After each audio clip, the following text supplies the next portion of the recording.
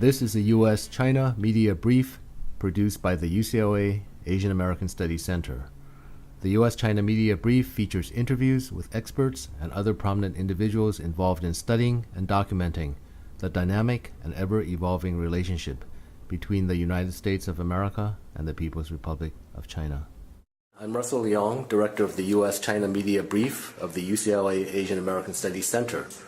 Our purpose is to provide a more balanced view of U.S.-China relations for the U.S. media through our media brief and website. So to your question, within the region, eventually China will be able to earn their respect and their trust. For that sake, that I believe that China will come forward to support Korea's peaceful reunification, which will be in the great service of the Chinese continued economic development, and then further secure China's national security matters. Without securing peace and security on the Korean Peninsula, there won't be any lasting peace and security in the region. They are fundamentally interrelated issues. So I believe China, the leadership, understands that. And so I am dialoguing with them all the time from that perspective. I believe Japanese government, under the new Democratic Party, I believe eventually, as now they are saying, their policy will be Asia-centered, not anymore America-centered. Hopefully that new change as an additional support for this new beginning, the China, Japan, and new Korea in the future. At the moment, unfortunately, South Korea is not a willing partner into this new direction, but I hope they can eventually join together with other neighboring countries, building a new future, so that from the region, that new beginning can become a hope for the future as a new prototype, which we say, on an American term, win-win strategy. Okay. Now at Tsinghua, you teach classes on globalization and also that are connected with the media and journalism as well, right? Yeah. I guess these are some of the issues that you talk about in your class. Can you talk a little bit about how you see U.S. and Chinese media in terms of especially the new developments in Chinese media? Yeah, I taught last semester that the media control and mass deception issues.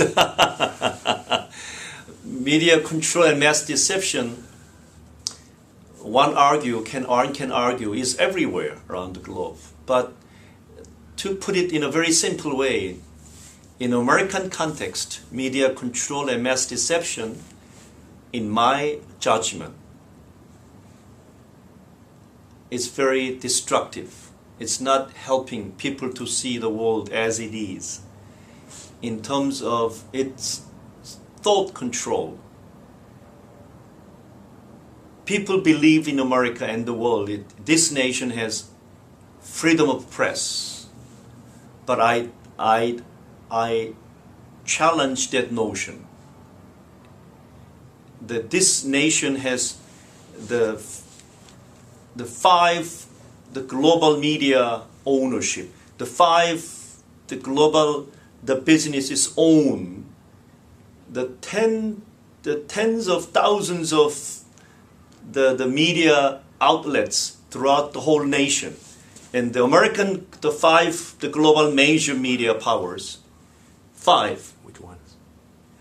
Such as the Fox TV, like the Rupert Murdoch is one of the famous. And these 5 global media powers is in other terms is a global the media powers. And this, like a CNN, goes everywhere around the globe. The whole world is watching and listening, and they become part of the American public. It is in other ways, Americanization of global public. China in my argument, in my concerned argument, is rapidly becoming Americanized. That's what from the Reagan era, the American neocon or the American the ruling power planning the next century proposed, called so famous project for New American Century. The gentleman like Dick Cheney and many other the famous well-known the neocon, the people are part of that founding members of the project for New American Century. They began to pump the notion such as soft power versus hard power. Hard power is a military power.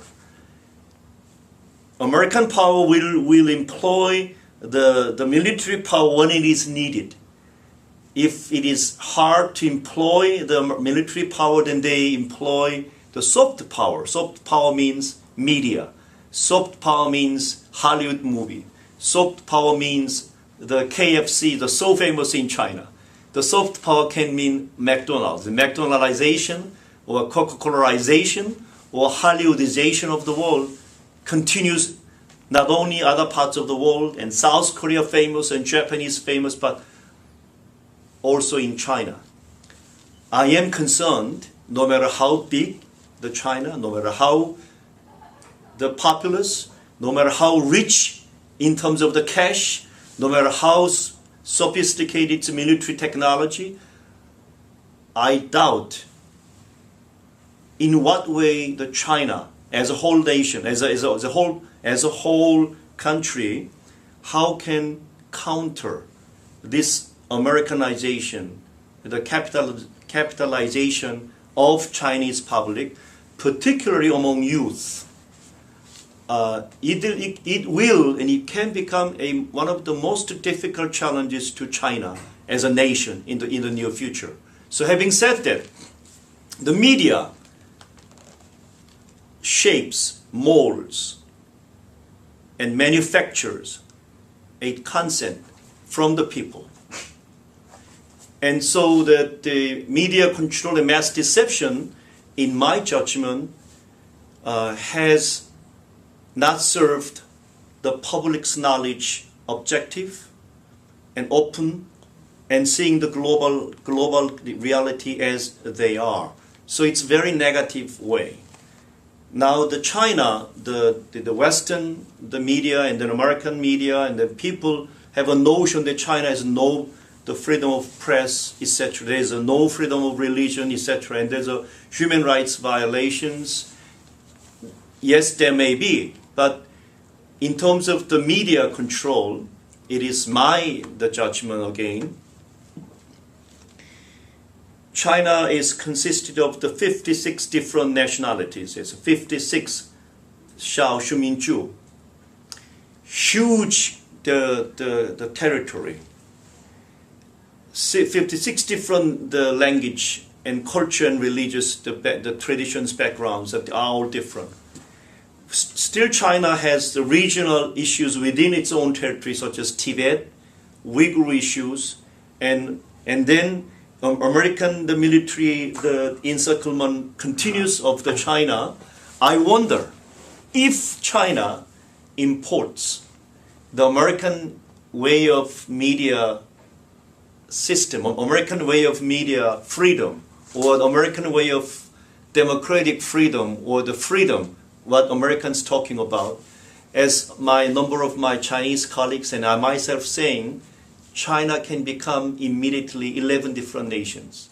The preceding copyrighted program is a property of the University of California, Los Angeles. All rights reserved. It may be used freely for educational and not-for-profit activities. For other uses or to make an inquiry, please contact the Asian American Studies Center at UCLA.